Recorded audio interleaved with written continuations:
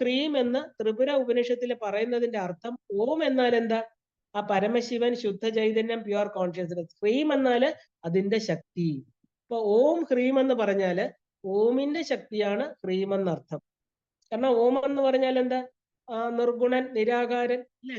യാതൊരു ചലനവും ഇല്ലാത്തിരിക്കുന്ന ആളിന്റെ ശക്തിയായിട്ടിരിക്കുന്നവൾ ഹ്രീംകാരിണി. ഈ ശക്തിയാണ് സൃഷ്ടിയായിട്ട് കാണപ്പെടുന്നത്. അതിനെയാണ് നമ്മൾ ഇച്ഛാശക്തി, ജ്ഞാനശക്തി, ക്രിയാശക്തി.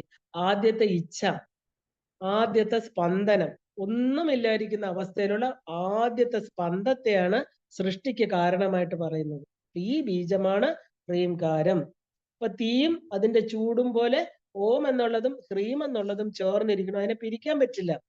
ഇപ്പൊ ശക്തി പ്രണവം എന്ന് പറഞ്ഞിട്ട് നമ്മൾ ഓം ഹ്രീം എന്ന് പറഞ്ഞാലും ഓം ഹ്രീം നമശിവായ എന്ന് പറഞ്ഞ നമശിവായ മന്ത്രം എന്താ? നാമശിവായ. ഭൂമി, ജലം, അഗ്നി, ആകാശം, വായു എന്ന് പറയുന്ന പഞ്ചഭൂതങ്ങളെ കുറിക്കണം. ഓമും ഹ്രീമും കൂടെ ചേർന്നപ്പോ എന്തുണ്ടായി? പ്രപഞ്ചമുണ്ടായി, അല്ലെ? ആ ഒരു പഞ്ചീകരണം ഉണ്ടായി. അവരിൽ നിന്ന് ഓമീന്നും ഹ്രീമീന്നും ആ ഓമും ഹ്രീമും കൂടെ ചേർന്നപ്പോ ശിവശക്തി സംയോഗം ഉണ്ടായിട്ട് ആ ബിന്ദുക്കളിലൂടെ ഈ പ്രപഞ്ചം ഉരുത്തിരിഞ്ഞു വന്നു. നമശിവായ മന്ത്രം പഞ്ചഭൂത മന്ത്രമാണ്. കാരണം നമ്മുടെ ശരീരത്തിലെ പഞ്ചഭൂത ശുദ്ധിക്ക് വേണ്ടിയിട്ടാണ് അത് ജപിക്കുക. വെറും ഓം ഹ്രീം എന്ന് ജപിച്ചാലും പൂർണ്ണമാണ്. ശിവശക്തി ഐക്യം എന്ന് പറയുന്നത്. അപ്പൊ ഹ്രീം എന്ന് പറയുന്നത് ചിച്ചക്തിയാണ്, ചൈതന്യ ശക്തി എന്നറിയപ്പെടുന്നു. ഓം എന്ന് പറയുന്നത് ആ പ്യുവർ പരശിവ തത്വം, ശുദ്ധ ബ്രഹ്മമായിരിക്കുന്ന ശക്തിയാണ്. അപ്പൊ ആ ഒരു പ്രപഞ്ചസാരത്തിലെ ചിച്ചക്തിയാണ് ഭുവനേശ്വരി എന്ന് പറയുന്നുണ്ട്. പ്രപഞ്ചസാര തന്ത്രത്തിൽ പറയണു, ഈ ചിച്ചക്തി ചേതനാരൂപ ജഡശക്തി ജഡാത്മിക. ഈ ജഡമായിരിക്കുന്ന നമ്മുടെ ശരീരത്തിലെ നമ്മുടെ ഉയർത്തുന്ന ചിത്ത് എന്ന് പറയുന്ന ആ ശക്തിയാണ് ദേവി ഭുവനേശ്വരി. ഈ മന്ത്രമാണ് ഹ്രീംകാരം. ഇനി വേദത്തിലെ ദുർഗാ സൂക്തത്തിൽ നമുക്ക് എടുത്തു നോക്കാം. ദുർഗാ സൂക്തത്തിലെ താം അഗ്നിവർണം തപസാ ജ്വലന്തിയും വൈരോചനം കർമ്മ ഫലേഷു ജുഷ്ടാം ദുർഗാം ദേവി ഗും ശരണമഹം പ്രപദ്യേ എന്നതില് എന്താണ്? ആ തപസ് കൊണ്ട് അഗ്നിവർണം പോലെ ശോഭിക്കുന്നവളും വേദജ്ഞാനം കൊണ്ട് ജ്വലിക്കുന്നവളും വൈരോചനം, അതായത് സൂര്യമണ്ഡലത്തിന്റെ മധ്യത്തിൽ ഇരിക്കുന്നവളുമായിരിക്കുന്ന ദേവി. ഈ ദേവിയെ എങ്ങനെ? നമ്മൾ സൂര്യമണ്ഡലം എവിടെയാണ്? നമ്മുടെ ഹൃദയസ്ഥാനം. അപ്പൊ അവിടെ ഹൃദയാകാശം എന്ന് പറഞ്ഞാലും സൂര്യമണ്ഡലം എന്ന് പറഞ്ഞാലും നമ്മുടെ ഉള്ളിലിരിക്കുന്ന ആ ഹൃദയ ഗുഹ എന്നർത്ഥം. അപ്പൊ എന്താണ് ദേവി ചെയ്യുന്നത്? ആ താമഗ്നിവർണം തപസാ ജ്വലന്തിയും വൈരോചനം കർമ്മ ഫലേഷു ജുഷ്ടാം. ഓരോ പ്രാണികൾ ചെയ്യുന്ന കർമ്മത്തിന് അതാത് ഫലം കൊടുക്കുന്നവൾ കർമ്മ ഫലേഷു ജുഷ്ടാം ദുർഗാം ദേവികും ശരണമഹം പ്രപദ്യേ. അപ്പൊ ഈ തപസ് ചെയ്ത് ആ ഒരു എന്താ പറയാ ചുമന്ന നിറത്തോടുകൂടി, തപസ്സിന്റെ അഗ്നിയുടെ നിറത്തോടുകൂടി ഇരിക്കുന്ന അമ്മ എവിടെയാ ഇരിക്കുന്നത്? സൂര്യമണ്ഡല മധ്യത്തിലാണ് ഇരിക്കുന്നത്, അല്ലെ? ഭാനുമണ്ഡല മധ്യസ്ഥ ഭൈരവി ഭഗമാലിനി എന്ന് പറയുന്നുണ്ട്. ഇവിടെയും പറയണു അമ്മ എവിടെയാ ഇരിക്കുന്നത്? ഓരോ വ്യക്തിയുടെയും ഹൃദയാകാശത്തിലാണ് ഇരിക്കുന്നത്. ആ ദേവി എന്താ ചെയ്യുന്നത്? ഓരോ പ്രാണികള് ചെയ്യുന്ന കർമ്മങ്ങൾക്ക് അവനവൻ ചെയ്യുന്ന കർമ്മങ്ങൾക്കനുസരിച്ചുള്ള ഫലം കൊടുക്കുന്നവളായിട്ട് ദുർഗാദേവിയെ പോലെ ശരണം അഹം പ്രപദ്യേ സുതരസി. സുതരസി എന്ന് പറഞ്ഞാൽ എന്താ? സുഖേന താരയതി, ഇത് സുഖമായിട്ട് എന്നെ കടത്തിവിടൂ അമ്മേ. ഈ സംസാര സാഗരത്തിൽ എന്നെ തരണം ചെയ്യിപ്പിക്കൂ. സുതരസി, നന്നായിട്ട് തരണം ചെയ്യിപ്പിച്ചു തരൂ. ഭവതാരിണിയായിട്ടിരിക്കുന്ന ദേവി ഭുവനേശ്വരി അമ്മ എന്നെ രക്ഷിക്കൂ, എന്നെ ഇവിടെ ഒന്ന് കടത്തിവിടൂ, ഇവിടെ എന്റെ കൈ പിടിച്ച് എന്നെ ഈ പറയുന്ന ഭവസാഗരത്തിൽ നിന്ന് അപ്പുറത്തെ മറുകര കയറ്റിവിടൂ എന്ന് പറയുക. അപ്പൊ ദുർഗാദേവിയെ പോലെ തന്നെ എന്താ പറയാ, ആ ദേവി എന്നെ കടത്തിവിടണേ, ആ അമ്മയ്ക്കായി കൊണ്ട് ഇത് ദുർഗാദേവിയുടെ ദുർഗാ സൂക്തത്തിലുള്ളതാണ്. ഇത് ഭുവനേശ്വരിക്കുള്ള ഒരു സ്തുതിയായിട്ട് തന്നെയാ പറയുന്നത്. അപ്പൊ എന്നെ നല്ലതായിട്ട് കടത്തിവിടണേ, ആ അമ്മയ്ക്കായിട്ട് ഞാനിതാ നമസ്കരിക്കുന്നു. അപ്പൊ വൈരോചിനിം എന്ന വാക്കിൽ നിന്നാണ് ഹ്രീംകാരം ഉണ്ടായതെന്ന് പറയപ്പെടുന്നു. വൈരോചിനിം, സൂര്യമണ്ഡല മധ്യസ്ഥ. അപ്പൊ സൂര്യൻ എന്ന് പറഞ്ഞാൽ എന്താ? രകാരം, ഇല്ലേ? അഗ്നിബീജം. അതിൽ നിന്നുണ്ടായതാണ് ഹ്രീംകാരം എന്ന് പറയും. ഇത് പല പല ഉപനിഷത്തുകളും പല പല തന്ത്രശാസ്ത്രങ്ങളും പറയുന്നതാണ്. അപ്പോ വ്യാസഭഗവാന്റെ കൃതിയാണ് ദേവി ഭാഗവതം. നമുക്ക് എല്ലാവർക്കും അറിയാം. അതിൽ പാർവതി ദേവി ദേവന്മാർക്ക് അനുഗ്രഹം കൊടുക്കുന്നതായിട്ട് പറയണു, അല്ലെ? ദാക്ഷായണിയായിരിക്കുന്ന പാർവതി ദേവി ആ ഒരു പിരിഞ്ഞ ശിവഭഗവാൻ, അതായത് ദക്ഷിണാമൂർത്തിയായിട്ട് അതികഠിനമായിട്ടുള്ള തപസ്സിൽ ഏർപ്പെട്ടു. ശൂരപത്മൻ എന്ന ശിവപുത്രന് മാത്രമേ തന്നെ വധിക്കാൻ പാടുള്ളൂ എന്ന് വരം വാങ്ങിച്ചിരിക്കുന്നു. എന്താ പറയാ, ആ ഒരു എന്താ പറയാ ആ വധിക്കാനായിട്ട്, ആ താരകാസുരനെ വധിക്കാനായിട്ട് ദേവി അതികഠിനമായിട്ടുള്ള തപസ് ചെയ്യാണ്. അപ്പൊ ശിവഭഗവാന് ആ ഒരു എന്താ പറയാ പത്നി ഇല്ലാതെ കുമാരജനനം അസംഭാവ്യമാണ് അല്ലെ? പത്നി ഇല്ലാത്ത ആൾ എങ്ങനെയാ ഒരു കുട്ടിയെ ഉണ്ടാക്കുക? അപ്പൊ ഭഗവാൻ കഠിന തപസ്സിലിരിക്കണു, ദേവി പാർവതിയും തപസ് ചെയ്യാണ്. അപ്പൊ കുമാരജനനം ഉണ്ടെങ്കിൽ മാത്രമേ താരകാസുരനെ വധിക്കാൻ പറ്റുള്ളൂ. അപ്പൊ ദേവകളെല്ലാം കൂടെ ചെന്ന് എന്താ ചെയ്തത്? പാർവതി ദേവിയുടെ അടുത്ത് ചെന്ന് പ്രാർത്ഥന ചെയ്തു. പ്രാർത്ഥനയ്ക്കായിട്ട് ഈ മന്ത്രം ജപിച്ചു എന്നാണ് പറയുന്നത്. അവർക്ക് ഏത് മന്ത്രം ജപിക്കാനാ ഉപദേശം കൊടുത്തത്? അവർക്ക് അഗ്നിവർണാം തപസാ ജ്വലന്തീം എന്ന് ജപിച്ചുകൊണ്ടേയിരുന്നു അവര്. അഗ്നിവർണാം തപസാ ജ്വലന്തീം. അഗ്നിവർണം, അതില് വർണ്ണാം എന്ന്, അതായത് അതിൽ ഇർ എന്ന് പറയുന്നത് രേഫവും, തപസാ ജ്വലന്തി എന്നുള്ളതിന് തപസ് എന്നുള്ള വാക്കിന് മായാബീജം എന്നുള്ള അർത്ഥവും, ജ്വലന്തി എന്ന് പറഞ്ഞാൽ ഈംകാരം എന്ന് പറയുന്ന ആ, അതായത് ഹ്രീമിന്റെ 4 കാര്യങ്ങളായി പറയുന്നത്. വൈരോചിനിയും എന്നതിൽ സൂര്യബീജം. സൂര്യബീജം എന്താണ്? ഹകാരം. അപ്പം ബിന്ദുവും കൂടെ ചേർന്ന് ഇത് 4ഉം കൂടെ ചേർന്നപ്പോ ഹ്രീംകാരമായിരിക്കുന്നു. അതായത് അവര് ജപിച്ച മന്ത്രം ഈ ദുർഗാസൂക്തത്തിലെ മന്ത്രം മാത്രമല്ല, അവര് ജപിച്ചത് ഹ്രീംകാരമാണ്. അപ്പൊ സൂര്യന് വൈരോചിനി എന്നുള്ള പേര്, അതായത് ഹകാരമാണ് സൂര്യബീജം. നമ്മള് എന്താ സൂര്യബീജത്തിൽ നമ്മൾ പറയും തർപ്പണത്തിലൊക്കെ ഹ്രാം ഹ്രീം ഹ്രൂം ഹ്രൗം അല്ലെ? ഹ മാർത്താണ്ഡ ഭൈരവായ നമ എന്നാ പറയുക. അപ്പൊ ഈ ഹ്രാം ബീജത്തിലെ ഹകാരം ആരാ? സൂര്യനെയാണ് കുറിക്കുന്നത്. അപ്പൊ ഹകാരം, രേഫം, ഈംകാരം, ബിന്ദു ചേരുമ്പോ ഹ്രീംകാരമായിട്ട് തീർന്നു. അപ്പൊ വേദമന്ത്രത്തിന്റെ പൊരുളായിരിക്കുന്ന ബീജമാണ് ഇത്. അപ്പൊ ഈ ഏകാക്ഷര മന്ത്രമാണ് എന്നർത്ഥം. അപ്പൊ ഇത് സാമവേദത്തിൽ ഈ മന്ത്രത്തെ കുറിച്ച് പറഞ്ഞിട്ടുണ്ട്. ഈ ഹ്രീംകാര മന്ത്രമാണ് സാമവേദത്തിലെ ഹിം എന്ന് പറയുന്നത്. അതില് ഹ്രീം എന്ന് പറയാറില്ല, ഹിം. അപ്പൊ അതില് ആ ഒരു രകാരം, ആ ഒരു ര എന്നുള്ളത് രേഫം പറയാതെയാണ് ജപിക്കുന്നത്. ഇതും ഭുവനേശ്വരി സംഹിതയിൽ തന്നെ പറഞ്ഞിട്ടുണ്ട്. ദേവി തന്നെ പറയുന്നുണ്ട്, ഈ എന്റെ മന്ത്രം ഹ്രീംകാരത്തെ ഹിം എന്ന് ജപിച്ചാലും സാമവേദത്തിൽ പറയുന്നു അത് ശരിയാണ്. അപ്പോ ആ എന്താ രകാരത്തെ നീട്ടാതെ ഹ്രസ്വമായിട്ട് ജപിക്കുന്നു എന്നുള്ളതേ ഉള്ളൂ. ഇതിനെ നീട്ടിയാല് മായാബീജത്തെ കിട്ടുന്നു. ഇപ്പൊ സാമവേദം പറയണു, എന്താ പറയാ, വജ്രം, ശുക്ലം, വായു, പ്രാണൻ, പ്രജാപതി, ചന്ദ്രൻ, അഹോരാത്രം, ഇരവും പകലും, വസന്തകാലം, ഇതെല്ലാം തന്നെ ഹ്രീംകാരമാണ്. ഇനി ദേവി മഹാത്മ്യത്തിലെ പ്രഥമ ശ്ലോകത്തെ നമുക്കൊന്ന് നോക്കാം. കാരണം ഇവിടെ എല്ലാം ഈ ഹ്രീംകാരം ഉണ്ടെന്ന് പറയാനാണ് ഈ ഉദാഹരണങ്ങളെല്ലാം തന്നെ പറയുന്നത്. സാവർണി സൂര്യതനയോ യോ മനു കഥ്യതേഷ്ടമഹ നിശാമയ തതുത്പത്തിയും വിസ്തരാത് ഗതതോ മമ. ഇല്ല, ഇതാണ് ദേവി മഹാത്മ്യത്തിന്റെ ആദ്യത്തെ ശ്ലോകം. ഇതില് ഈ മന്ത്രം അടങ്ങിയിട്ടുണ്ടെന്ന് പറയുന്നു. കാരണം 8ാമത്തെ മനു സൂര്യതനയ, ഇതില് അഗ്നിതത്വം, രേഫം, രകാരം, സാവർണി സൂര്യതനയോ. അപ്പൊ സൂര്യതനയ എന്ന് പറഞ്ഞ ഇതിൽ നിന്നും ഹകാരം എന്നുള്ള വർണ്ണം ഉണ്ടായി. ആ വർണ്ണം, അതായത് പിന്നെ സാവർണി ഇർണി എന്ന് പറയുന്നതിൽ ഈംകാരം ഉണ്ടായി, ബിന്ദു, ഇതെല്ലാം കൂടെ ചേർന്ന് ഹ്രീംകാര മന്ത്രം വരുന്നു. ഇനി ഹ്രീംകാരം ഗുരുമുഖം കിട്ടാത്തവരുടെ കാര്യമാണ് പറയുന്നത്. ഇതൊക്കെ ജപിച്ചാലും ഈ എന്താ പറയാ ദേവി മഹാത്മ്യത്തിന്റെ ആദ്യത്തെ ശ്ലോകം അല്ലെങ്കിൽ ദുർഗാസൂക്തത്തിലെ ഈ പറഞ്ഞ ദുർഗാസൂക്തത്തിലെ ആ 2ാമത്തെ ശ്ലോകം സുതരസി തരസേ നമ എന്നുള്ള ശ്ലോകം ജപിച്ചാലും ഹ്രീംകാരം ജപിക്കുന്നതിന് തുല്യമാണെന്ന് പറയാനാണ് ഇതെല്ലാം പറയുന്നത്. കാരണം എന്താ പറയാ, ആ ബീജത്തിൽ നിന്നുണ്ടായതാണ് ദുർഗാ സപ്തശതി എന്നുള്ള ദേവി മഹാത്മ്യം. കാരണം ഹ്രീംകാരം എന്ന് പറയുന്ന ആദ്യത്തെ ശ്ലോകത്തിൽ ഉണ്ടായ, അതിൽ നിന്നാണ് ദുർഗാ സപ്തശതി എന്ന് പറയുന്ന 700 ശ്ലോകങ്ങൾ ഉണ്ടായതെന്ന് പറയുന്നു ദേവി മഹാത്മ്യത്തില്. ഇതെല്ലാം ഗൂഢാർത്ഥങ്ങളാണ്. അപ്പൊ സാവർണി എന്നത് എന്താ പറയാ, ഈം എന്ന സൂര്യതനയൻ എന്ന് പറയുന്ന ആ രേഫം, യോ മനു കഥ്യതേഷ്ടമ എന്ന് പറയുന്ന ഹകാരം, തതുത്പത്തിയും എന്ന് പറയുന്നത് എന്താ പറയാ ബിന്ദു. അപ്പൊ ഹ പ്ലസ് ര പ്ലസ് ഈം പ്ലസ് ബിന്ദു അല്ലെ, ഇതെല്ലാം കൂടെ ചേർന്നപ്പോ ഹ്രീംകാരമായിട്ട് തീർന്നു. ഇത് ജപിച്ചുകൊണ്ടിരുന്നാല് ദേവി മഹാത്മ്യ പാരായണത്തിന് തുല്യമാണ്. എത്ര വലിയ അർത്ഥങ്ങൾ ഉൾക്കൊണ്ട മന്ത്രമാണെന്ന് നോക്കൂ ഇത്. ഇനി ലളിതാ സഹസ്രനാമത്തില് ലളിതാ ത്രിശതിയിലെ ഹ്രീംകാരത്തെ നമുക്ക് നോക്കാം. കാരണം ലളിതാ ത്രിശതിയില്, ത്രിശതി എന്ന് പറഞ്ഞാൽ എന്താ, പഞ്ചദശാക്ഷരി മന്ത്രത്തിന്റെ ഓരോ നാമത്തിന്റെയും 20 നാമങ്ങൾ ചേർന്ന് 300 നാമങ്ങളെയാണ് ലളിതാ ത്രിശതി എന്ന് പറയുന്നത്. അപ്പോ 3 കൂടത്തില് ഓരോ ഹ്രീംകാരത്തിനും 20 എണ്ണം വെച്ചിട്ട്, ഓരോ 20 ഹ്രീം വെച്ചിട്ട് 60 ഹ്രീംകാരമാണ് ത്രിശതിയിലുള്ളത്. 60 ഹ്രീംകാരത്തിനും 60 അർത്ഥങ്ങൾ പറയുന്നുണ്ട്. ഇപ്പൊ എല്ലാം നമുക്ക് പറയാൻ പറ്റില്ല, എങ്കിലും പ്രധാനപ്പെട്ട നോക്കാം.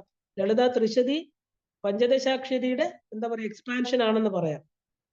അപ്പോ ഈ ത്രിശതിയിലെ ഹ്രീംകാരം, ഈ മന്ത്രത്തെ കുറിച്ച് ചിന്തിക്കുന്നത് തന്നെ പുണ്യാണെന്ന് പറയണു. കാരണം ഇത് പഞ്ചദശാക്ഷരിയിൽ ഉള്ളത് കൊണ്ട് ഇത് കേൾക്കുന്നവർക്കും ഇത് പറയുന്നവർക്കും ഇത് ചെയ്യുന്നവർക്കും പുണ്യം വർദ്ധിച്ചുകൊണ്ടേയിരിക്കും. അതിൽ നിന്ന് പുറത്തു വരാത്ത സുഖാവസ്ഥയിലേക്ക് ദേവി കൊണ്ടുപോകും. അങ്ങനെയൊക്കെ ദേവി ഇതിന് ത്രിശതി ജപിക്കുന്നവർക്കും പഞ്ചദശാക്ഷരി ജപിക്കുന്നവർക്കും കൊടുക്കുന്ന അനുഗ്രഹങ്ങളായി പറയുന്നത്. അപ്പൊ തിന്മ ചെയ്താലോ എന്താണ്, അത് വർദ്ധിച്ചു വരുന്ന പോലെ പുണ്യം ചെയ്താല് അതും വർദ്ധിച്ചുകൊണ്ടിരിക്കും. തിന്മ ചെയ്താൽ തിന്മ വർദ്ധിക്കും, പുണ്യം ചെയ്താൽ പുണ്യം വർദ്ധിക്കും, ഇല്ലേ? അപ്പോ ഈ ഹ്രീംകാരം ജപിച്ചാല് അതിന്റെ പുണ്യം വർദ്ധിച്ച് വർദ്ധിച്ച് ഒരിക്കലും അതിൽ നിന്ന് കടക്കാൻ പറ്റാതെ പിന്നെ നല്ല കാര്യങ്ങൾ മാത്രം ചിന്തിക്കാനും പഠിക്കാനും ധാരാളം ദേവിയുടെ അനുഗ്രഹ ശക്തി നമുക്ക് കിട്ടും എന്ന് പറയുക. ഇപ്പൊ ലളിതാ സഹസ്രനാമത്തില് ആ 715 നാമം മഹാമായായി നമ. മഹാമായ എന്ന് പറഞ്ഞാല് ശക്തി പ്രണവമാണ്, മായാബീജമാണ്. പ്രണവം എന്ന് പറഞ്ഞാല് പ്രകർഷേണ അഥവാ വിശേഷേണ സ്തോത്രം ചെയ്യുന്നവനെ രക്ഷിക്കുന്നു എന്ന് അർത്ഥം. സ്തോത്രം ചെയ്യപ്പെടുന്നത്. അപ്പൊ പ്രകർഷേണ നവം, അതാണ് പ്രണവം. ശക്തി പ്രണവം. എപ്പോ ജപിച്ചാലും പുതിയ പുതിയ പുതിയ അർത്ഥങ്ങൾ കണ്ടെത്താനും പുതിയ പുതിയ അനുഗ്രഹങ്ങൾ തരാനും ദേവി ഉണ്ടാവും. അപ്പൊ മന്ത്രവും മന്ത്രദേവതയും വിശേഷണമായിട്ടുള്ളവർ മായ, മായാശക്തി എന്നാണ് അതിന് പേര്. മായാശക്തി എന്ന് പറഞ്ഞാൽ എന്താ? മായാബീജം, അതിനെയാണ് ശക്തി ബീജം. നമ്മുടെ മായ ഇല്ലാതിരിക്കാൻ കാരണമായിട്ടുള്ള ബീജം, അതാണ് ഹ്രീംകാരം. മായാബീജം എന്ന് പറഞ്ഞാൽ മായയെ തരുന്ന ബീജം എന്നല്ല, നമുക്ക് മായയാകുന്ന മറ മാറ്റി തരുന്ന ബീജം. അപ്പൊ ഈ മന്ത്രത്തിനുള്ളില് ആർക്കും അറിയാത്ത ഒരു രഹസ്യ ശക്തി മറഞ്ഞിരിക്കണു.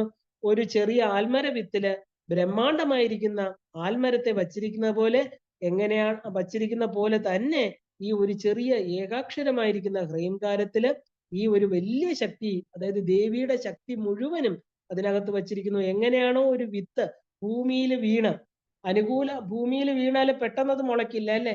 അതിന് അനുകൂലമായിരിക്കുന്ന സാഹചര്യങ്ങൾ കിട്ടണം. ആ സാഹചര്യങ്ങൾ കിട്ടിയാല് അത് വളർന്ന് ഒരു ആൽമരമായിട്ട് തീരുന്നു. അത് എങ്ങനെയാണ് അത് പന്തലിക്കുന്നത്? അതുപോലെ തന്നെ ഈ മന്ത്രത്തിനുള്ളിൽ അത്രയും ശക്തികൾ അടക്കിയിരിക്കുകയാണ്. നമ്മൾ അതിനെ ജാഗ്രതയോടെ ഉപയോഗപ്പെടുത്തണം. കാരണം അത് മാത്രമല്ല, ഇത് പഞ്ചദശാക്ഷരി മന്ത്രത്തിന്റെ 3 കൂടങ്ങള്: വാഗ്ഭവകൂട സ്വരൂപിണി, മധ്യകൂട സ്വരൂപിണി, ശക്തികൂട ഏകതാപന്ന, കഡ്യദോഭാഗധാരിണി. ഇങ്ങനെയുള്ള ഈ 3 കൂടത്തെ ചേർത്ത് നിർത്തുന്ന ബീജമാണ് ഹ്രീംകാരം. ഇല്ലെങ്കിൽ എന്താ, നമ്മുടെ ശിരസും നടുഭാഗവും കാലിന്റെ താഴെയുള്ള ഭാഗങ്ങളും രണ്ടും സെപ്പറേറ്റ് ആയിരുന്ന ഒരു മനുഷ്യ ശരീരം ഉണ്ടാവില്ല, അല്ലെ? അതുപോലെ ഈ മന്ത്രത്തെ ചേർത്ത് നിർത്തുന്ന മന്ത്രമാണ് ഹ്രീംകാരം. അപ്പോ ഈ ആത്മവിദ്യ, അതായത് ആത്മവിദ്യാ മന്ത്രമായിരിക്കുന്ന ശ്രീവിദ്യാ മന്ത്രത്തിൽ പറയുന്ന ഈ കൂടങ്ങളെല്ലാം തന്നെ ഒരു മാലയില് കോർത്തിരിക്കുന്ന പോലെ, അതിനെ ബന്ധിച്ചു നിർത്തുന്ന പോലെ ബന്ധിച്ചു നിർത്തുന്ന മന്ത്രമാണ് ഹ്രീംകാരം. ഇതിനെ ഇണക്കി അവസാനത്തെ അക്ഷരമായിട്ട് ശ്രീവിദ്യാ മന്ത്രത്തിന്റെ 3 കൂടത്തിലും ഏകാക്ഷരിയായിട്ട് ചേർത്തിരിക്കുകയാണ്. ഈ 3 കൂടങ്ങള് ഇതിലിരിക്കുന്ന ആ അതിശയകരമായിരിക്കുന്ന ശക്തിയെ, അതായത് എന്താ പറയാ, പുറത്തേക്ക് കൊണ്ടുവരുന്നു. പഞ്ചദശാക്ഷരി എന്ന് പറയുന്ന മന്ത്രത്തിന്റെ പൂർണ്ണ അർത്ഥം പുറത്തു വരണമെങ്കിൽ എന്ത് വേണം? ഈ ഹ്രീംകാരം എന്ന് പറയുന്ന ഈ അവസാന മന്ത്രം ഏകാക്ഷരി, ഈ 3 കൂടത്തെയും നമ്മള് ഒരു മാലയില് നമ്മളിങ്ങനെ ഒരു പൂവ് അല്ലെങ്കിൽ മുത്ത് കോർത്തിട്ട് കെട്ടുന്ന പോലെ ഈ 3 കൂടത്തെയും കെട്ടി സെപ്പറേറ്റ് ചെയ്യാതെ നിർത്തിയിരിക്കുന്ന മന്ത്രമാണ് ഹ്രീംകാരം. അപ്പൊ 3 ഇതിൽ അടങ്ങിയിരിക്കുന്ന ശക്തി എന്താ പറയാ, നമുക്ക് വെറും ശക്തി പഞ്ചാക്ഷരിയായിട്ടും ഇതിനെ ജപിക്കാം. ഇത് വിശേഷമായിട്ടുള്ള ശക്തി തരും. അത്ര ശക്തിയും അകാരം, രകാരം, ഈങ്കാരം ബിന്ദുവിൽ ഇരിക്കുകയാണ് എന്നർത്ഥം. അപ്പൊ 4 അവയവങ്ങളുള്ള ഈ ഏകാക്ഷരി മന്ത്രത്തിൽ മുഴുവൻ ബ്രഹ്മാണ്ട ശക്തിയെയും മായമാതിരി മഹാമായയായിട്ട് രഹസ്യമാക്കി വെച്ചിരിക്കുന്നു എന്നർത്ഥം. അപ്പൊ മഹാമായ എന്ന് പറഞ്ഞാൽ എന്താ? നാം ജപിക്കുന്ന ഈ ഏകാക്ഷര മന്ത്ര സ്വരൂപമായിരിക്കുന്ന അംബിക. അങ്ങനെ ഒരു അർത്ഥം എടുക്കാം. ഓം ഹ്രീം മഹാമായായി നമ എന്നെടുക്കാം. മഹാമായ എന്ന് പറഞ്ഞാല് ഒരു വ്യക്തിക്ക് എങ്ങനെയാണ്, എപ്പോഴാണ് ജാഗ്രത അവസ്ഥയിൽ നിന്ന് സ്വപ്നാവസ്ഥയിലേക്ക് പോകുന്നത് ആർക്കും അറിയാൻ പറ്റില്ല. ഉണർന്നിരിക്കുന്ന നാൾ നമ്മൾ പറയും എപ്പോഴോ ഉറങ്ങിപ്പോയി. എപ്പോഴാണ് എക്സാക്ട് മൊമെന്റ് നമുക്ക് പറയാൻ പറ്റില്ല, അല്ലെ? അപ്പോ അതുപോലെ തന്നെയാണ് സ്വപ്നാവസ്ഥയിൽ നിന്ന് സുഷുപ്തിയിലേക്ക് പോകുന്നത്. ഇത് ആ മഹാരഹസ്യാണിത്. കാരണം ആ പോകാൻ കാരണമായിരിക്കുന്നത് ആരാണ്? കാരണം സ്വപ്നാവസ്ഥയിൽ നമ്മൾ ബ്രഹ്മാണ്ടാകാര വൃത്തിയിലാണ്, നമ്മൾ പ്രപഞ്ചവുമായിട്ട് ബന്ധപ്പെട്ടിരിക്കുകയാണ്, അല്ലെ? അപ്പൊ നമുക്ക് ബ്രഹ്മാണ്ടമായിരിക്കുന്ന സ്വപ്നത്തിന് കാരണം ഉറക്കാണ്. ഈ വലിയ ബ്രഹ്മാണ്ടത്തിൽ എന്തെല്ലാം നടക്കുന്നു, അതിൽ നിന്നെല്ലാം നമ്മൾ മാറിയിട്ട് നമ്മളിലോട്ട് തിരിച്ചു വന്ന് നമ്മള് ഉറക്കം വരുന്നു, അല്ലെ? ആ ഉറക്കത്തിൽ നമ്മൾ ആ ഒരു സ്വപ്നാവസ്ഥ. അപ്പൊ ഈ സ്വപ്നാവസ്ഥ വരുന്നത് എവിടെയാ? ഇതിന്റെ കൂടെ വാസനാമയമായിരിക്കുന്ന ശരീരം പ്രവർത്തിക്കുമ്പോഴാണ് നമ്മള് വെളിയിലിരിക്കുന്ന അഖണ്ഡാകാര വൃത്തി അകത്തേക്ക് വന്ന് നമ്മുടെ ആ ഹൃദയം പ്രവർത്തിക്കാൻ തുടങ്ങി അവിടെ നമ്മുടെ വാസനാമയ ശരീരത്തിൽ നിന്ന് സ്വപ്നാവസ്ഥ ഉണ്ടാകണം. അതും ഇന്ന് വരെ സ്വപ്നം എങ്ങനെയാ വരുന്നതെന്ന് ആരും കണ്ടുപിടിച്ചിട്ടില്ല. അല്ല, എപ്പോഴാ ഈ സ്വപ്നം വരുന്നത്, ഇത് എന്തുകൊണ്ട് വരുന്നു, ഇത് എന്താണ്, ഇന്ന് വരെ ആർക്കും കണ്ടുപിടിക്കാത്ത ഒരു രഹസ്യമാണ്. അത് വെളിവാക്കാനും സാധിച്ചിട്ടില്ല. അതുപോലെ ഒരു നീർക്കുമിള പോലെ ഈ ശരീരം, അതായത് ജാഗ്രതയിൽ നിന്ന് സ്വപ്നം, സ്വപ്നത്തിൽ നിന്ന് സുഷുപ്തി, സുഷുപ്തിയിൽ നിന്ന് സുഷുപ്തി എന്ന് പറയുന്നത് ഈ നാലാമത്തെ അവസ്ഥയായ തുരീയമായിരിക്കുന്ന ഭഗവാനില്, ഈശ്വരിയില്, നമ്മുടെ ഹൃദയ പത്മത്തില്, ചിന്താമണി ഗ്രഹത്തിലിരിക്കുന്ന അമ്മയുമായിട്ട് ചേർന്നിരിക്കുന്ന അവസ്ഥയാണ് ഗാഠനിദ്ര എന്ന് പറയുന്നത്. അതും എന്താണെന്നുള്ളത് ഇന്ന് വരെ മനുഷ്യന് അറിയാൻ പറ്റിയിട്ടില്ല. അതിൽ നിന്ന് ഉണർന്ന് പുറത്തു വരുമ്പോൾ നമ്മൾ പറയണു സുഖമായിട്ട് ഉറങ്ങി. ആ സുഖം, ഒരാനന്ദം, അല്ലേ? അതിൽ നിന്ന് നമുക്ക് ഊർജം കിട്ടുന്നു. നമ്മൾ വീണ്ടും പ്രവർത്തനക്ഷമമാകണു. നമ്മൾ എത്ര ക്ഷീണം ഉണ്ടെങ്കിലും ഒന്ന് ഉറങ്ങിക്കഴിയുമ്പോൾ അത് വിട്ടുപോകണു. എവിടെ ചെന്ന് ആരുടെ കൂടെ ഇരുന്നുകൊണ്ടാണ് കിട്ടുന്നത്? ഈ പറയുന്ന എന്താ പറയുക, ഇതിനെല്ലാം സാക്ഷിയായിട്ടിരിക്കുന്ന, ഊർജമായിരിക്കുന്ന, ശക്തിയായിട്ടിരിക്കുന്ന ആ ദേവിയിൽ ചെന്ന് ഇരിക്കുന്നത് കൊണ്ടാണ് ഓരോ ജീവനും വീണ്ടും പ്രവർത്തനക്ഷമമായിട്ട് പുറത്ത് വരുന്നത്. അപ്പോ ഒരു നീർക്കുമിള പോലെ വന്ന ഈ ശരീരം സപ്തധാതുക്കളെയും മനസ്സ്, ബുദ്ധി, അഹങ്കാരം, പ്രാണൻ, ജീവൻ ഇവയെല്ലാം ചേർന്ന് എങ്ങനെ വന്നു എന്ന് ചോദിച്ചാൽ ഇന്നും ഒരു മഹാരഹസ്യമാണ്. ഇതെങ്ങനെ വന്നു, ഈ ശരീരം എങ്ങനെ ഇവിടെ നിലനിൽക്കുന്നു, ഇതെങ്ങനെ തിരിച്ചു വന്നിടത്തേക്ക് തിരിച്ചു പോകുന്നു, ഇന്ന് വരെ ആർക്കും ഉത്തരം. എല്ലാം കൽപ്പനകളാണ്. നമുക്ക് പറയാം, ശാസ്ത്രങ്ങളെ കോട്ട് ചെയ്ത് പറയാം. പക്ഷെ ഇതെല്ലാം അറിയുന്ന ഒരാളേ ഉള്ളൂ. ആരാണ്? ഈ ശക്തി സ്വരൂപിണിയായിരിക്കുന്ന മഹാമായയായിട്ടിരിക്കുന്ന സാക്ഷാൽ എന്താ പറയാ ഭുവനേശ്വരി ആയിരിക്കുന്ന ആ പരാശക്തിക്ക് മാത്രമേ ഈ രഹസ്യം അറിയാവൂ. ഇതിനെയാണ് മഹാരഹസ്യം എന്ന് പറയുന്നത്. അപ്പൊ ആരാണിതിന് വേണ്ട, ഈ വേണം വേണ്ട, അല്ലെ, വേണ്ട അളവിൽ കൂട്ടിച്ചേർത്ത് എത്ര എടുക്കണം. നമുക്ക് ഒരു അടുക്കളയെ കറി വയ്ക്കുമ്പോൾ നമുക്കറിയാം എന്തൊക്കെ എടുക്കണം, എത്ര അളവെടുക്കണം. ഈ അകത്ത് പോകുന്ന സാധനങ്ങളില് എത്ര അളവെടുക്കണം, എത്ര തള്ളിക്കളയണം, അതിന് വേണ്ടിയ സാധനങ്ങള്, അല്ലെ? ആ എന്താ പറയാ, പല ആന്റി ഓക്സിഡൻസ് അതിനകത്ത് ദഹിപ്പിക്കേണ്ട, എന്താ പറയാ, പല ആസിഡ്സ്, ഇതെല്ലാം ഉണ്ടാക്കുകയാണ് അതിന്റെ ആവശ്യമനുസരിച്ച്. അതിന്റെ സ്കാസിറ്റി വരുമ്പോൾ നമ്മൾ രോഗികളായിട്ട് തീരുക, അല്ലെ? ഇൻസുലിൻ ഇല്ലാതാവുമ്പോൾ നമ്മൾ ഡയബറ്റിസ് വരുന്നു. ഇങ്ങനെ ഓരോന്നും എല്ലാം ക്രമപ്പെടുത്തി ത്രിശക്തി, ആ ഒരു നമ്മുടെ എന്താ പറയാ വാതപിത്ത കഫങ്ങളായിരിക്കുന്ന ത്രിദോഷങ്ങൾ ഒന്നും വരാതെ നമ്മുടെ ശരീരത്തിനകത്തിരിക്കുന്ന വസ്തുക്കളെല്ലാം ആ ഒരു മിതാവസ്ഥയിൽ കൊണ്ട് അതെല്ലാം ചേർത്ത് വെച്ച് എന്താ പറയാ, ആരാണ് ഇത് ചെയ്യുന്നത്, അല്ലേ? ആ ഒരു മഹാശില്പി ആരാണ്? ഏറ്റവും വലിയ ആർക്കിടെക്റ്റ് ആരാണെന്ന് ചോദിച്ചാല് അമ്മയാണ്. അല്ലാതെ വേറെ ആരുമല്ല. വിമർശ ശക്തി ഭഗവാന്റെ രൂപങ്ങൾ കാണിച്ചു കൊടുത്തുകൊണ്ട് ഇത് ഉണ്ടാക്കുന്ന, ഇതിനെ നിലനിർത്തുന്ന, ഇതിനെ തിരിച്ചു കൊണ്ടുപോകുന്ന ആ പ്രപഞ്ച ശക്തിയായിട്ടിരിക്കുന്ന, അത് കഴിഞ്ഞിട്ട് ശിവന്റെ ജീവനായിട്ട്, ശിവന്റെ പ്രാണനാടിയായിരിക്കുന്ന ഈ അമ്മ തന്നെയാണ്. അതിനെയാണ് നമുക്ക് എന്താ പറയാ മഹാശില്പി എന്ന് പറഞ്ഞാൽ എന്താ? ശില്പങ്ങള്, നമ്മളെ പോലെയുള്ള ശില്പങ്ങളെ ഉണ്ടാക്കുന്ന അമ്മ. എന്തൊക്കെയാ ഇവിടെ ഉണ്ടാക്കുന്നത്? 84 തരം യോനിയിൽ കൂടെ പ്രവർത്തിക്കുന്ന പല തരത്തിലുള്ള മൃഗങ്ങളും, പക്ഷിമൃഗാദികള്, വൃക്ഷലതാദികള്, മനുഷ്യര്, അല്ലെ?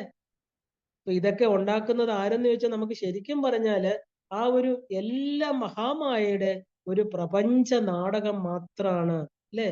ആ ഒരു ആ ആ പ്രപഞ്ച നാടകം അമ്മ വെളിവാക്കുന്നതാണ് ഈ പ്രപഞ്ചം. അമ്മയുടെ ശക്തി, ആ പ്രപഞ്ച ശക്തിയാണ് ഇവിടെ കാണുന്നത് മുഴുവനും. ഈ മായാശക്തി എന്ന് പറയുന്നത് എന്താ? ജഗദംബിക ശിവന്റെ ഉള്ളിൽ നിന്ന് പുറത്തേക്ക് വന്ന അമ്മ ഇവിടെ മുഴുവനും ഭരിച്ചുകൊണ്ട് എന്താ തന്റെ ശക്തി ഓരോന്നിലും പ്രകടിപ്പിച്ചുകൊണ്ട് ശിവന്റെ ആത്മശക്തിയായിരിക്കുന്ന ദേവി എപ്പോഴാണോ പുറത്തു വരുന്നത് അത് പ്രകടം. അതിനെയാണ് നമ്മൾ വിമർശ ശക്തി എന്ന് പറയുന്നത്.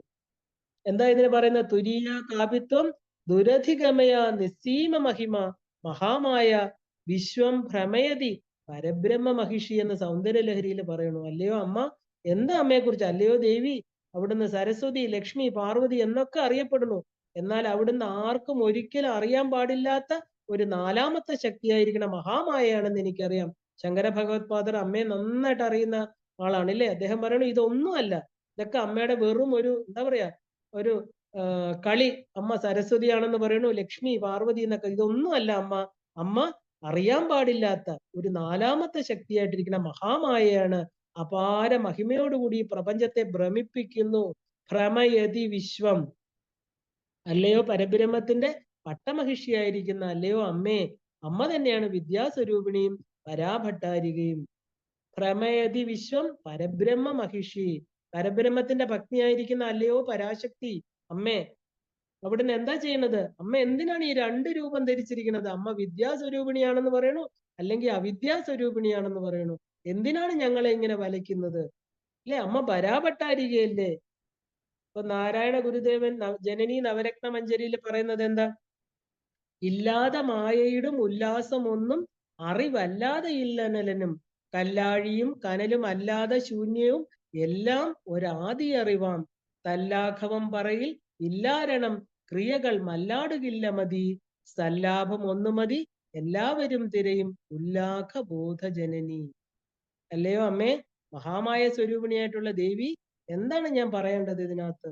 കാരണം ഈ മായയായിട്ട് ഞങ്ങളെ ഭ്രമിപ്പിച്ചുകൊണ്ട് കല്ലാഴിയും കനലും സൂര്യൻ അഗ്നി ജലം ഇങ്ങനെ പല പലതായിട്ട് അമ്മ ഇവിടെ എല്ലാം ഒന്നും വേണ്ട, ശൂന്യം. ആ ശൂന്യത പോലും ഒരു ആദിയായിട്ടുള്ള അറിവാണ്. ഈ അറിവിന്റെ പ്രകടനമാണ് ഇതെല്ലാം തന്നെ. തല്ലാഘവം ഇത് പറഞ്ഞു കഴിഞ്ഞാൽ എന്താ? ഇനി എന്റെ ബുദ്ധിയില് ഒരു രണം, ഒരു എന്താ പറയാ, എനിക്ക് സംശയങ്ങൾ ഒന്നുമില്ല. ക്രിയകൾ മല്ലാടുകില്ല മതി. ഈ മതി എന്ന് പറഞ്ഞാൽ ബുദ്ധി. ബുദ്ധിയിൽ ഇനി എനിക്ക് ഒന്നും ഇല്ല അമ്മ, എനിക്ക് ആലോചിക്കാൻ. കാരണം ഇത് എല്ലാം ഒരാളാണ് പ്രവർത്തിക്കുന്നത്. ഇനി എനിക്ക് എന്താ വേണ്ടത്? സല്ലാപം ഒന്നു മതി എല്ലാവരും എല്ലാവരും തിരയുന്ന ഈ ശക്തി, ഇതെല്ലാം പ്രകടിപ്പിക്കുന്ന ഒരാൾ, ഈ മെജിഷ്യൻ, മഹാശില്പി, വിശ്വശില്പി, എനിക്ക് അമ്മ മതി. എന്താ പറയാ, എല്ലാവരും തിരയും ഉല്ലാഘ ബോധജനനി. ബോധജനനി, എന്റെ ബോധമായിട്ടിരിക്കണം. അല്ലയോ അമ്മേ, എനിക്കിനി അത് മാത്രം സല്ലാപം, ഇനി എന്ത് ലാഭവും എനിക്ക് വേണ്ട ഈ പ്രപഞ്ചത്തില്, എനിക്ക് അമ്മ മാത്രം മതി. അല്ലെ, ആ മഹാമായ സ്വരൂപിണിയായ ദേവിയെ നമ്മൾ സദാ സ്മരിച്ച് ശരണാഗതി ചെയ്ത് സ്വസ്വരൂപ ദർശനത്തിൽ നിന്ന് മായ മാറ്റണം. മായാബീജം ജപിക്കുന്ന എന്തിനാ? മായ മാറ്റാനാണ്. ഇല്ലേ, മായ നമ്മളെ മറച്ചിരിക്കുക. ദേവി മഹാത്മ്യം എന്താ പറയുന്നത്? ജ്ഞാനിനാമഭി തേജാംസി ദേവി ഭഗവതി ഹിസ ബലാദാകർഷ്യ മോഹായ മഹാമായ പ്രയശ്ചതി. ഈ മഹാമായ എന്താ ചെയ്യുന്നത്? ഇത്രയും അറിവുള്ള മഹാനെ, ജ്ഞാനിയെ പോലും ഈ മഹാമായ എന്ത് ചെയ്യണം? മയക്കിക്കളയുന്നു. അപ്പൊ ഈ ജപം ചെയ്യുന്നവനെ അവൻ രക്ഷിക്കും. അവനെ ഒരു കവചമായിട്ട്, അവനെ ദുഃഖത്തിങ്ങളിൽ താഴ്ത്തിക്കളയാതെ, ആഗ്രഹങ്ങളെല്ലാം തന്നെ വേണ്ടതാണോ വേണ്ടാത്തതാണോ എന്ന് ചിന്തിച്ചൊരു തീരുമാനം എടുക്കാനുള്ള ബുദ്ധി വിവേകം നൽകും. ഈ ജഗത്ത് എന്ന് പറയുന്നത് വിഷയാശകളെല്ലാം തന്നെ ആ കൊടുത്ത് അവനെ പാകപ്പെടുത്തി, ഇല്ലേ, ഒരു മായയാലും ബാധിക്കാത്ത അവര് ഈ ഭൂമിയിൽ, അതായത് തന്റെ ഉപാസന മാർഗങ്ങളിലൂടെ ദേവി സായുജ്യം അടയും. ഈ മന്ത്രമൊക്കെ ജപിക്കുന്ന എന്തിനാ? ജ്ഞാനിനാമഭി ചേതാംസിയൊക്കെ എന്താ? നമ്മളെ മഹാമായ പിടിക്കല്ലേ അമ്മ, ഞാനിതാ ശരണാഗതി ചെയ്യുന്നു. സപ്തശ്ലോകി അതാ ചെയ്യുന്നേ. ആ 700 ശ്ലോകങ്ങളുടെ കണ്ടൻസ് ആണ് ഈ 7 ശ്ലോകങ്ങള്. ആ 7 7 ചാപ്റ്റേഴ്സ് ആണ് പറയുന്നത്.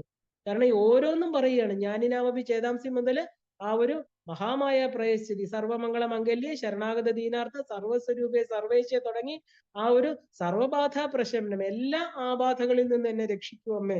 കാരണം അമ്മയാണിത് നമുക്ക് നടത്തുന്ന ആളിന്. നമ്മൾ പറയില്ലേ, ഇതിന്റെ ഓണറെ കാണാം. നമ്മളൊരു കടയിൽ ചെന്നാൽ എടുത്തു കൊടുക്കാൻ ഒരുപാട് പേര് കാണും. പക്ഷെ നമ്മൾ പറയും എന്തെങ്കിലും ഒരു റിഡക്ഷൻ വേണം, ഇല്ലെങ്കിൽ ഇതിൽ എന്തെങ്കിലും പ്രശ്നം വന്നു, നമ്മൾ എന്താ ചെയ്യുക? അതിന്റെ ഓണറെ കാണണം. അപ്പൊ ഓണർ ഇവിടെ ഇല്ല, ഉണ്ടാവാം. ഓണറെ കണ്ടാൽ എന്തെങ്കിലും ഇതിനൊരു തീരുമാനം ഉണ്ടാക്കാം. അതുപോലെ ഇത് നടത്തുന്ന ആരാണ്? നടത്തുന്നത് അറിഞ്ഞിട്ടാണ് ശ്രീനാരായണ ഗുരുദേവൻ പറയണത്, ഇനി എനിക്ക് ഒന്നും വേണ്ട, ഇനി എന്റെ ബുദ്ധിയിൽ ക്രിയകളൊന്നുമില്ല, എനിക്ക് എന്താ സല്ലാഭം, എനിക്ക് ഒരു ലാഭം മതി, ഇനി എല്ലാവരും തിരയുന്ന അല്ലയോ അമ്മേ ജനനി, എനിക്ക് അമ്മയെ മതി എന്ന് പറയുന്നു. അതുപോലെ ഈ ജ്ഞാനിനാമ്പി ചേതാംശ ദേവി മഹാത്മ്യമൊക്കെ നമുക്ക് പറയുന്നത് എന്തിനാ? ഈ മഹാമായയിൽ നിന്ന് നമ്മളെ രക്ഷിക്കാൻ. കാരണം ഇനിയും ഇനിയും ഈ സംസാര സമുദ്രത്തിൽ വീഴാതിരിക്കാൻ എല്ലാം തന്ന എന്താ അമ്മ എന്ന് പറഞ്ഞാൽ എന്താ? ആ ബുദ്ധി വിവേകം കൊടുക്കും. ചിന്തിച്ചൊരു തീരുമാനം എടുക്കാനുള്ള ബുദ്ധിക്ക് വിവേകം കൊടുക്കും, അല്ലെ? ഈ ജഗത് വിഷയാശകളെ എല്ലാം നമ്മളെ പാകപ്പെടുത്തി ഒരു മായയും ബാധിക്കാതെ ഈ അമ്മ ഉപാസകനെ രക്ഷിക്കും. ഉപാസന മാർഗങ്ങളെ തുടർന്ന് കൊണ്ടുപോകാനും ദേവി സായുജ്യം നേടാൻ വേണ്ടിയിട്ടാണ് നമ്മൾ ഇതെല്ലാം ജപിക്കുന്നത്, അല്ല വേറെ ഒന്നിനല്ല. കാരണം ഇല്ലെങ്കിൽ ഈ ജപങ്ങള് നമ്മൾ എപ്പോഴാണോ അമ്മയ്ക്കെതിരെ, അത് ഒരു വലിയ സമുദ്രത്തില്, ഒരു തിരമാലകളുള്ള സമുദ്രത്തില് എന്താ പറയാ, അതിന്റെ എതിരെ നീന്തുന്ന പോലെയാണ് ഒരു ഉപാസനാ മാർഗം ഈ ഭൂമിയിൽ കൊണ്ടു നടക്കുക എന്ന് പറഞ്ഞാല്. 99% നമുക്ക് തടസ്സങ്ങളുണ്ടാവും, 1% അമ്മയുടെ അനുഗ്രഹം ഉണ്ടാവും. അപ്പൊ അവൻ സത്യമാണ്, അവൻ ചെയ്യുന്ന ഉപാസന പൂർണ്ണമായിട്ട് അവൻ ആഗ്രഹത്തോടു കൂടിയാണ് ചെയ്യുന്നതെന്ന് പറഞ്ഞാൽ അമ്മ എന്ത് ചെയ്യും? 99% പ്രൊട്ടക്ഷനും 1% തടസ്സവുമേ തരുള്ളൂ. ആ അനുഗ്രഹ ശക്തി. അപ്പോ ആ ഉപാസനാ മാർഗത്തിൽ ദേവീ സായുജ്യം എന്നാൽ എന്താ? മന്ത്രജപം കൊണ്ട് അമ്മയുടെ പ്രൊട്ടക്ഷൻ നേടി അവിടെ എത്തുക. എല്ലാവരും ഇതിനെ എന്താ പറയുക, ശാക്തേയ പൂജയ്ക്ക് ഇത്രത്തോളം പ്രാധാന്യം കൊടുക്കുന്ന അതുകൊണ്ടാ. ബ്രഹ്മനിഷ്ഠനായിരുന്നാലും ഈ മായാശക്തിയുടെ അനുഗ്രഹം വേണം. എല്ലാ സന്യാസിമാരും എന്തിനാ ദേവിയെ പൂജിക്കുന്നത്? അപ്പൊ ശക്തിയെ പൂജിക്കാതെ ശിവനിൽ എത്താൻ സാധ്യമല്ല എന്നുള്ള സത്യത്തെ ഓരോ ഉപാസകനും പറഞ്ഞു കൊടുക്കുകയാണ്. അമ്മയെ വന്ദിക്കാതെ വേറെ ആരെ വന്ദിച്ചാലും ഫലമില്ല. ലളിതാ സഹസ്രനാമത്തിൽ പുരുഷാർത്ഥപ്രദ ഭോഗിനി ഭുവനേശ്വരി എന്ന് വരുന്നുണ്ട്. ആരാണ് ഭുവനേശ്വരി? ഭുവനങ്ങളുടെ ഈശ്വരി അല്ലെ. അത് സാമാന്യ അർത്ഥം. ഭുവനം എന്ന് പറഞ്ഞാൽ ജലം എന്നൊരർത്ഥമുണ്ട്. ഈ കാണുന്ന സൃഷ്ടികളെല്ലാം തന്നെ ജലത്തിൽ നിന്നാണ് വന്നത് എന്ന് പറയാറുണ്ട്. അപ്പൊ കാരണജലത്തില് ആലിലയില് ഭഗവാൻ പാദങ്ങളെ നുണഞ്ഞു കടന്നു ശയിച്ചു ഇല്ലെ. മുകുന്ദാഷ്ടകം പറയുന്നുണ്ട്. ദേവി നാരായണി എന്ന പേര് വരാൻ കാരണം എന്താ? പുല്ലിംഗത്തില് നാരായണൻ. അപ്പൊ ശക്തി എന്നാണ് ഇതിനർത്ഥം. അപ്പൊ നാരത്തിൽ അയനം ചെയ്യുന്നവൻ നാരായണൻ. നരൻ എന്ന് പറഞ്ഞാലും എന്താ പറയാ, നാരം എന്ന് പറഞ്ഞാലും ജലത്തിൽ നിന്ന് ഉൽപ്പത്തിയായവൻ. നമ്മുടെ ശരീരത്തിൽ 72% ജലമാണ് അല്ലെ. അപ്പൊ മനുഷ്യ ശരീരം എന്ന് പറഞ്ഞാൽ എന്താ? ആകാശം, വായു, അഗ്നിയുടെ ചൂട് എല്ലാം ഒന്നും കണ്ണുകൊണ്ട് കാണാൻ പറ്റില്ല. കാണാൻ പറ്റാത്ത പഞ്ചഭൂതങ്ങളില് ഉള്ളതാണ് എല്ലാം. ആകാശം കാണാൻ പറ്റില്ല, വായു കാണാൻ പറ്റില്ല അല്ലെ. ആ ഒരു അഗ്നി മാത്രം നമുക്കൊരു പ്രകാശമായിട്ട് കാണാം. ഇതിൽ എന്താ പ്രത്യക്ഷമായിട്ട് കാണുന്നത്? എന്താണ്? ജലമാണ് അല്ലെ. ജലത്തെ കാണാൻ മുഴുവനായിട്ടും കാണാൻ സാധിക്കും. ഇപ്പൊ കാറ്റിൽ നിന്ന് ഇപ്പൊ ജലം എടുക്കുന്നുണ്ടെന്ന് പറയണു. അപ്പൊ ജലം എന്ന് പറഞ്ഞാല് അയനം ചെയ്യുന്ന നാരായണന്റെ ശക്തിയായിരിക്കുന്ന നാരായണി. ഈ ഏകാക്ഷരി ബീജത്തിന് ഭുവനേശ്വരി ബീജം എന്ന് ഇതിന്റെ എന്താ പറയാ, ദേവി ഭുവനേശ്വരി ആയതുകൊണ്ടാണ് ഇതിന് ഭുവനേശ്വരി ബീജം എന്ന് പറയുന്നത്. ഇത് തന്നെയാണ് ഹൃലേഖ ബീജവും. അപ്പൊ ഹൃലേഖയെ നമ്മൾ, അതായത് ഭുവനേശ്വരിയെ നമ, ഹൃലേഖയെ നമ എന്ന് പറഞ്ഞാൽ ഇതാ. ഇതിന് വേറൊരു കാര്യം, വേറൊരു ബീജം പറയും നമ്മള്.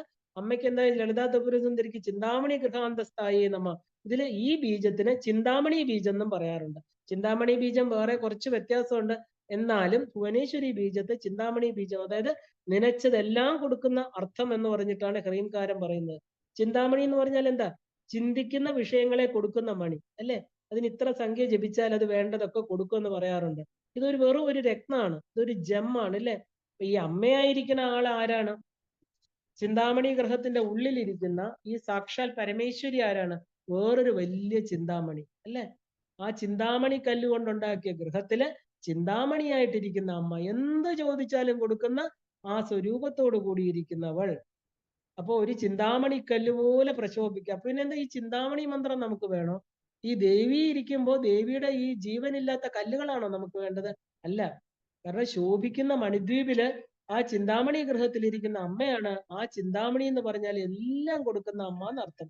ധാർമ്മികമായിട്ട് ഒരു ജീവിതം നയിക്കുന്നതിനുള്ള എല്ലാം കൊടുക്കുന്നവൾ. ഈ ബീജത്തിന് ലജ്ജാ ബീജം എന്നൊരു പേരുണ്ട്. ലജ്ജ എന്ന് പറഞ്ഞാൽ എന്താ? നാണം അല്ലെ. എന്താ നാണം? ലജ്ജ വരുന്നത് എന്താണ്? ചെയ്യരുതാത്ത കാര്യങ്ങൾ ചെയ്യുമ്പോൾ ഉണ്ടാകുന്ന വികാരമാണ് ലജ്ജ. അപ്പൊ ഈ ബീജം ജപിക്കുന്നവർക്ക് മോശം കാര്യങ്ങൾ ചെയ്യാനുള്ള പ്രേരണ ഉണ്ടാകില്ല എന്ന് അർത്ഥമുണ്ട്. ഇനി ഭുവനേശ്വരി എന്നുള്ള പദത്തിന്റെ അർത്ഥം എന്തെന്ന് ചോദിച്ചാൽ, ഭുവനം എന്നുള്ളതിന് ജലം എന്നൊരു അർത്ഥമുണ്ട്. ഇപ്പൊ പറഞ്ഞു. അപ്പൊ സൃഷ്ടി തലത്തില്, അതായത് സൃഷ്ടി ജലത്തിൽ നിന്ന് വന്നാണ് നാരായണൻ നാരായണി. അപ്പൊ ഹ്രീങ്കാര ജപം ഭുവനേശ്വരി ബീജം എന്നൊക്കെ പറഞ്ഞാൽ എന്താ? സൃഷ്ടി ബീജം എന്ന് നമുക്ക് പറയാം. അപ്പൊ ദേവിയെ, ഈ ഹൃലേഖ ബീജം ദേവിയെ മന്ത്രതന്ത്രാദികളിലെ യന്ത്രത്തിലൊക്കെ ആരാധിക്കുന്നുണ്ട്. മന്ത്രജപം, പൂജ, വിധാനം, ദേവതയുടെ യന്ത്രപൂജ, ഇതെല്ലാം ഈ മൂന്നും കൂടെ ചേർന്നതിനെയാണ് നമ്മൾ സാധാരണഗതിയിൽ ഉപാസന എന്ന് പറയുക. എന്താ ശ്രീവിദ്യ ഉപാസന? ശ്രീവിദ്യയുടെ മന്ത്രജപം, ശ്രീവിദ്യയുടെ യന്ത്രപൂജനം, ആ ഒരു എന്താ പറയാ തന്ത്രം, ഇത് രണ്ടും കൂടെ ഘടിപ്പിക്കുന്ന രീതി. ഇത് മൂന്നും കൂടെ ചേരുമ്പോഴാണ് ഉപാസന എന്ന് പറയുക. ശ്രീവിദ്യയിൽ 3 തരത്തിലുള്ള ഓഘങ്ങളുണ്ട്. അതായത് ഗുരുപരമ്പരയാണ് ഓഘങ്ങൾ എന്ന് പറയുന്നത്. സിദ്ധൗഖം, മാനൗഖം, ദിവ്യൗഖം ഇല്ലേ. ഓഘം എന്ന് പറഞ്ഞാല് കൂട്ടം. അപ്പൊ മാനൗഖ ഗുരു പരമ്പരയില് ഭുവനാനന്ദനാഥർ എന്ന് പറയുന്ന ഒരു ഗുരു ഉണ്ടായിരുന്നുവെന്നും അദ്ദേഹത്തിന് അനുഗ്രഹം കൊടുത്തുകൊണ്ട് അമ്മയ്ക്ക് ഭുവനേശ്വരി എന്ന പേര് കിട്ടിയെന്നും പറയുന്നുണ്ട്. കാരണം അത്രയ്ക്ക് എന്താ പറയാ, അമ്മയെ തപസ് ചെയ്ത് പ്രത്യക്ഷപ്പെടുത്തിയ ആളാണ് ഭുവനാനന്ദനാഥൻ എന്ന് പറയുന്നത്. അദ്ദേഹം മാനൗഖ ഗുരുക്കന്മാരിൽ ഒരാളായിരുന്നു. ആ ഒരു എന്താ പറയാ സൗഭാഗ്യ ഭാസ്കരത്തിലും പറയുന്നുണ്ട്, ത്രിപുര സിദ്ധാന്തത്തിൽ ഇത് പറയുന്നുണ്ട്. ഈ ഒരു ബീജത്തിൽ നിന്നാണ് ആകാശാദി 10 ഭൂതങ്ങളും ഭുവനങ്ങളും എല്ലാം ഉണ്ടായിരിക്കുന്നത്. ഹകാര, രകാര, ഈങ്കാര, ഓംകാരം എന്ന് പറയുന്ന ഹ്രീംകാരം, ഭുവനേശി, ഭുവനേശ്വരി അല്ലെ, ഭുവനാധീശ്വരി എന്നെല്ലാം ദേവിയുടെ നാമങ്ങള്. ഭുവനേശ്വരിയെ നമ, അംബികായെ നമ, നമ്മൾ പറയില്ല അനാദി നിധനായ നമ, ഹരിബ്രഹ്മേന്ദ്ര സേവിതായ നമ, നാരായണി നാദരൂപിണി എന്നൊക്കെ നമ്മൾ പറയും. നാമരൂപ വിവർജിത ഹ്രീംകാരുണ്യേ ഹ്രീമത്യേ ഹൃദ്യായേ ഹേയോപാതയ വർജിതായേ. ഇതെന്താ വ്യത്യാസം ലളിതാ സഹസ്രനാമത്തിൽ? ഒരു വ്യത്യാസവും ഇല്ല. ശ്രീവിദ്യ മന്ത്രത്തിന്റെ 5ാമത്തെ അക്ഷരമാണിത്. ലളിതാ ത്രിശതിയില് ഹ്രീംകാര രൂപ, ഹ്രീംകാര നിലയ, ഹ്രീം പദപ്രിയ, ഹ്രീംകാര ബീജ, ഹ്രീംകാര മന്ത്രരൂപ എന്നൊക്കെ ത്രിശതിയിൽ പറയുന്നുണ്ട്. ശ്രീവിദ്യ മന്ത്രത്തിന്റെ 5ാമത്തെ അവയവമായിരിക്കുന്നവൾ ലളിതാദേവി തന്നെയാണ് ഭുവനേശ്വരി. തത്വരൂപത്തില് നാമരൂപങ്ങളെല്ലാം ഒന്ന് തന്നെയാണ്. ഹ്രീംകാരം നിലയ എന്ന് പറഞ്ഞാല് ഹ്രീംകാരം നിലയമാക്കി സ്വീകരിച്ചു. അതായത് ഹ്രീംകാരം എന്ന് പറയുന്ന വീടിനുള്ളിൽ ഇരിക്കുന്നവൾ.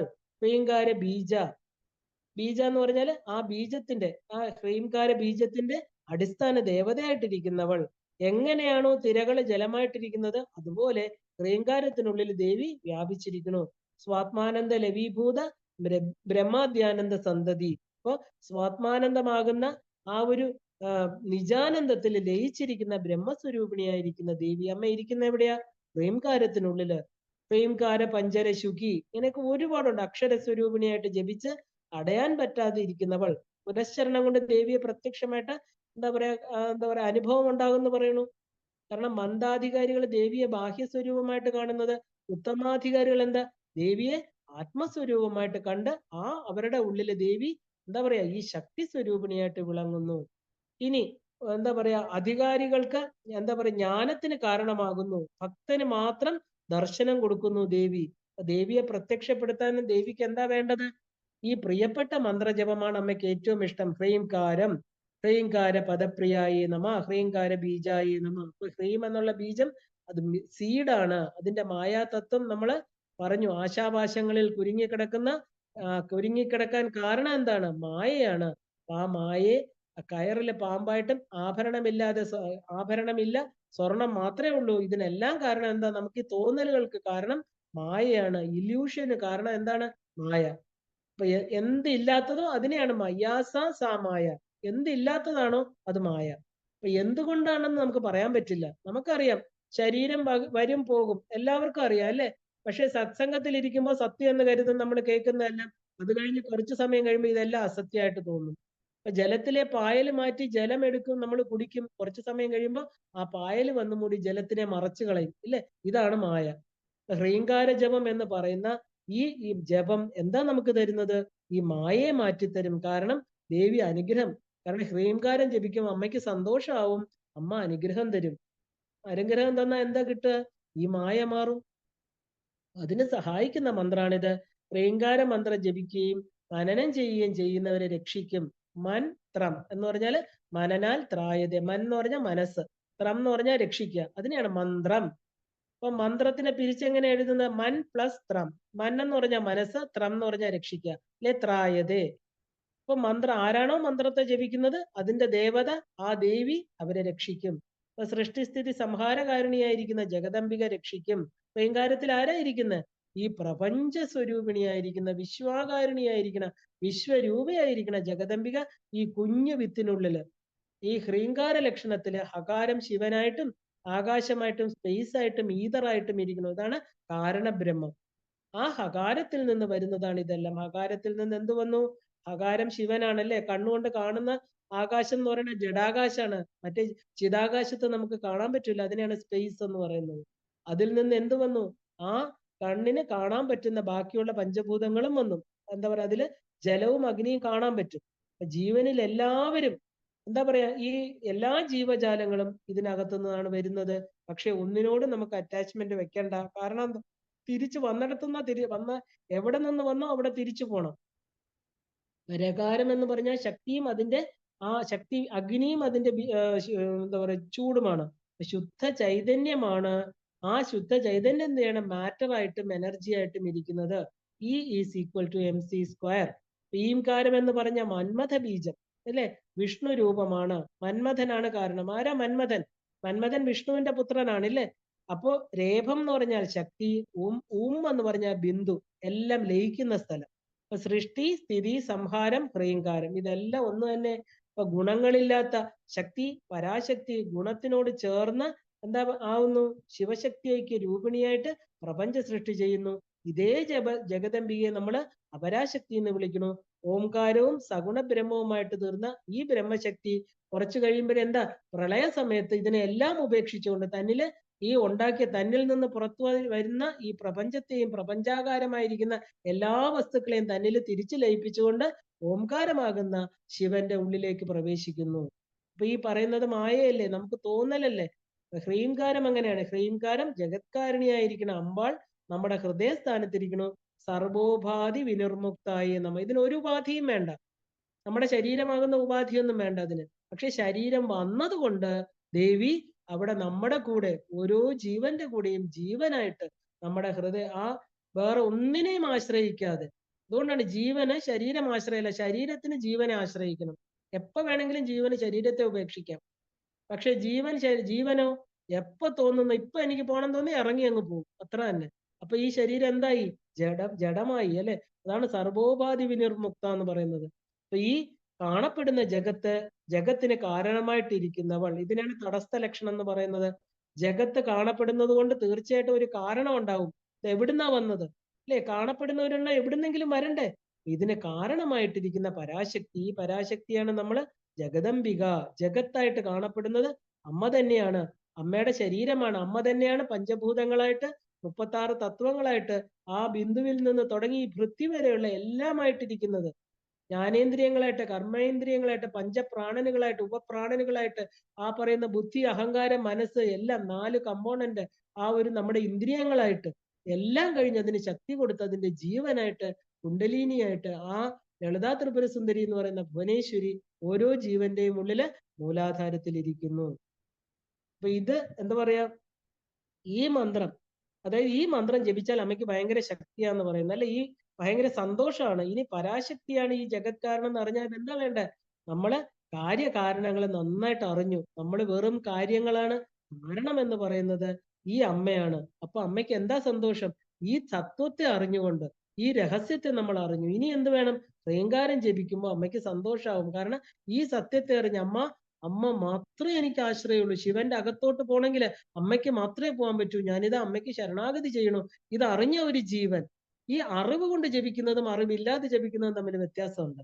ഈ ആരാണോ ഈ അർത്ഥത്തെ എല്ലാം അറിഞ്ഞ് ആ ഹ്രീംകാരം ജപിക്കുന്നത്, ഹ്രീംകാര ജപ സുപ്രീതായേ നമ, അമ്മയ്ക്ക് ഭയങ്കര സന്തോഷമാവും. സുപ്രീത, നല്ലവണ്ണം സന്തോഷിക്കുന്നവൾ.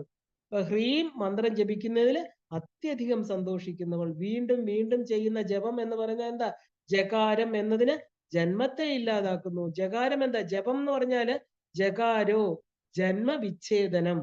എന്ത് ജപിക്കുന്നത് കൊണ്ടാണോ ജന്മത്തെ ഇല്ലാതാക്കാൻ പറ്റുന്നത്, പകാരോ പാപനാശനം. ഈ ജപം എന്ന് പറഞ്ഞാല് ജന്മം ഇല്ലാതാക്കാൻ, നമ്മുടെ പാപത്തെ ഇല്ലാതാക്കാൻ ഏത് ദേവതയാണോ നമുക്ക് സഹായമായിരിക്കുന്നത് ആ അമ്മയുടെ മന്ത്രം എടുത്ത് വീണ്ടും വീണ്ടും വീണ്ടും ജപിക്കുന്നു. ജകാരം എന്നുള്ളതിന് ശരിക്കും പറഞ്ഞ ആ ജഗത്തുമായിട്ടുള്ള ബന്ധത്തെ കാണിക്കുന്നു. ആ ജഗത്തുമായിട്ടുള്ളത് എന്താ ബന്ധം, നമ്മുടെ ഈ ശരീരം അല്ലെ, സപ്തധാതുക്കൾ നിറഞ്ഞ ഈ ശരീരമാണ് ജഗത്തുമായിട്ട് ബന്ധപ്പെട്ടിരിക്കുന്നത്. ജന്മവിച്ഛേദം, ഈ ശരീരം വന്നതുപോലെ പോകുന്നു തിരിച്ചറിഞ്ഞ അപ്പൊ തന്നെ നമ്മളെ വിച്ഛേദം ചെയ്തു കഴിഞ്ഞു അല്ലെ, പാശത്തെ വെട്ടിക്കഴിഞ്ഞു. ഇത് ഈ അറിവ് കൊണ്ടുള്ള വെട്ടല. ശരീരം പോകുമ്പോ പൊക്കോട്ടെ, പക്ഷെ ഇപ്പൊ ഇവിടെ ഇരിക്കുമ്പോ അറിഞ്ഞു ഈ ശരീരം പോകുന്നു. അപ്പൊ തന്നെ എന്താണ്, നമ്മുടെ ഈ എന്നിട്ടോ ആ ശരീരത്തെ വിട്ടുകഴിഞ്ഞു, ശരീരത്തിൽ നിന്ന് ആ ബോധത്തെ നമ്മൾ പിൻവലിച്ചു. അപ്പൊ എന്താണ്, ഉർവാരികമിവ ബന്ധനാത് മൃത്യോർ മുക്ഷീയമാമൃത, ഇതാണ് മൃത്യുഞ്ജയ മന്ത്രം. ഇവിടെ ഈ ശരീരത്തിൽ ഇരുന്നുകൊണ്ട് ഈ സത്യത്തെ അറിഞ്ഞുകൊണ്ട് എന്താ പറയാ, വള്ളിയിൽ നിന്ന് അടർന്നു വീഴുന്ന പോലെ ജ്ഞാനം കൊണ്ട് ശരീരം എന്ന് പറയുന്ന ഈ നശിച്ചു പോകുന്ന ഈ കുറച്ച് സാധനങ്ങൾ കൂട്ടിച്ചേർത്ത് സപ്തധാതുക്കളാൽ നിർമ്മിതമായിരിക്കുന്ന ഈ സഞ്ചിയെ, ഈ രഥിയിരിക്കുന്ന ഈ ജീവൻ സഞ്ചരിക്കാൻ ഉപയോഗിക്കുന്ന ഈ ശരീരത്തെ എന്താണ്, പതിപ്പിക്കുന്നു, വിട്ടുകളയണു. ആത്മാവിനെ നമ്മൾ എന്താണെന്ന് മനസ്സിലാക്കി, അത് ഞാനാണെന്ന് അറിഞ്ഞു. അപ്പൊ ശരീരം എന്തായി, ഇത് രണ്ടും ഇപ്പൊ കൂടിച്ചേർന്നിരിക്കുന്നതുകൊണ്ടാണ് നമുക്ക് വ്യത്യാസം അറിയാത്തത്. ആത്മാവിനെ അറിഞ്ഞു, അത് അമ്മയാണെന്ന് അറിഞ്ഞു അല്ലെ, ആ ഹ്രീംകാര സ്വരൂപിണിയാണെന്ന് അറിഞ്ഞു. ഇപ്പൊ എന്തായി, ശരീരം എപ്പോഴായാലും വിട്ടുപോകേണ്ടതാണ്, അത് പതിക്കേണ്ടതാണെന്നുള്ള ആ ഒരു ഉറച്ച വിശ്വാസത്തോടു കൂടി ആരാണോ ഹ്രീംകാരം ജപിക്കുന്നത്, അപ്പോ ഈ എന്താ പറയാ, അവന് കർമ്മക്ഷയം ഉണ്ടാകും. ജകാരോ ജന്മവിച്ഛേദ, പകാരോ പാപനാശ, ജന്മ പാപ ഹരോ യസ്മാത്. ജപയത് ഉച്യതേ ബുധാഹ. ബുദ്ധിയുള്ളവർ ഇത് ജപിക്കട്ടെ. എന്താണ്? ജന്മം വിച്ഛേദിക്കട്ടെ, പാപം ഇല്ലാതാക്കട്ടെ. അപ്പൊ ജന്മ പാപത്തെ ഹരിക്കട്ടെ. യസ്മാത് ജപയത് ഉച്യതേ ബുധാഹ. ബുദ്ധിയുള്ളവര് ജപം ചെയ്യണത് ഇങ്ങനെയാണ്, അല്ലാതെ ചുമ്മാ അല്ല. നമശിവായ നമശിവായ നമശിവായ എന്നല്ല, ഓരോന്നിന്റെയും അർത്ഥമറിഞ്ഞ് ഈ ജപം കൊണ്ട് എനിക്ക് ഇന്നത് സംഭവിക്കും, എന്റെ അമ്മയെ ഞാൻ തിരിച്ചറിഞ്ഞു, പോവേണ്ടത് പോകും, ഈ ശരീരത്തിനോടുള്ള ബന്ധം ഇപ്പൊ തന്നെ വിട്ടേക്കുക. അപ്പൊ എന്താ? പുറത്തു നിന്ന് ഒന്നും നമ്മളെ ഒന്നും ചെയ്യാൻ പറ്റില്ല. സുഖദുഃഖങ്ങളെല്ലാം പുറത്തു വന്ന് ഇങ്ങനെ കാത്തു നിൽക്കും അല്ലേ? അതിനൊന്നും നമ്മളെ ചെയ്യാൻ പറ്റില്ല. അപ്പൊ നമ്മൾ എന്തുകൊണ്ടാ ഈ പൊങ്ങുകയും താഴുകയും ചെയ്യുന്ന പൊങ്ങുതടി പോലെ സുഖദുഃഖങ്ങളിൽ കിടക്കുന്നത്? ശരീരം നമ്മുടേതാണെന്നുള്ള വിചാരം കൊണ്ട്. വീണ്ടും വീണ്ടും ജപിക്കുമ്പോ എന്താണ്?